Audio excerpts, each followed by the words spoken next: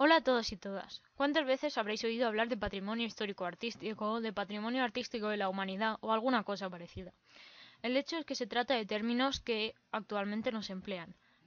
Fueron sustituidos por el concepto de patrimonio histórico. En este vídeo explicaremos dicho concepto, el concepto de patrimonio histórico, y concretamente el concepto de patrimonio arqueológico. En un primer momento se acuñó el término de patrimonio artístico para clasificar algunas de las obras o manifestaciones creadas por el ser humano.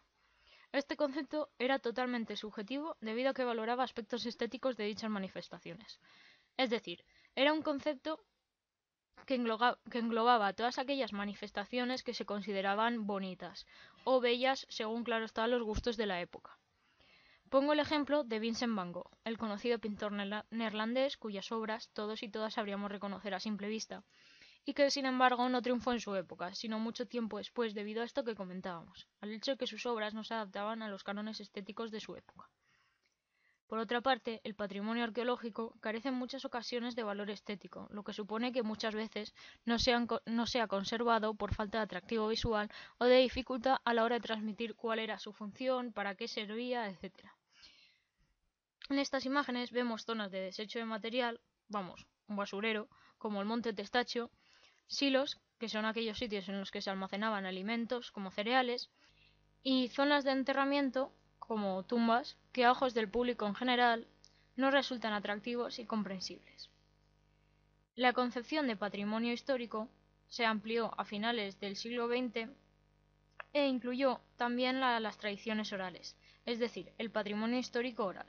¿Y esto qué es? Pues son todas aquellas manifestaciones culturales como leyendas, cuentos, historias que se transmiten de forma no escrita, es decir, por el boca a boca.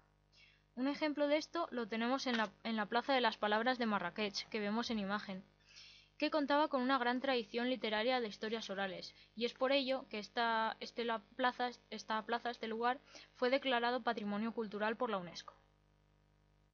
Por tanto, vemos que el concepto de patrimonio histórico es una clasificación meramente institucional, es decir, se trata de una cualidad concedida que discrimina bienes culturales iguales por el hecho de recibir dicha calificación.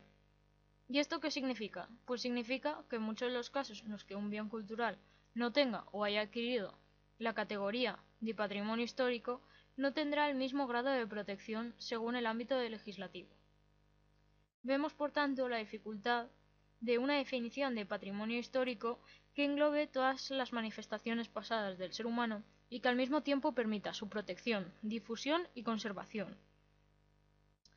Ya centrándonos en el patrimonio arqueológico, se podría definir como todos aquellos bienes susceptibles de ser estudiados mediante metodología arqueológica.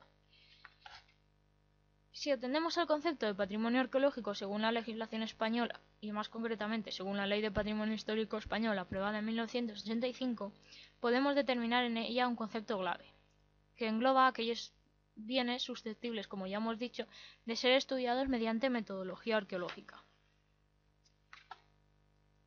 Esta es la definición recogida en la legislación española y dice así: se considera patrimonio arqueológico los bienes muebles e inmuebles de carácter histórico susceptibles de ser estudiados con metodología arqueológica, hayan sido o no extraídos y tanto si se encuentran en la superficie como en el subsuelo, en el mar territorial o en la plataforma continental. Forman parte asimismo de este patrimonio los elementos geológicos y paleontológicos relacionados con la historia del hombre y sus orígenes y antecedentes. Además, esta ley recoge otro aspecto clave, y es la protección de los bienes.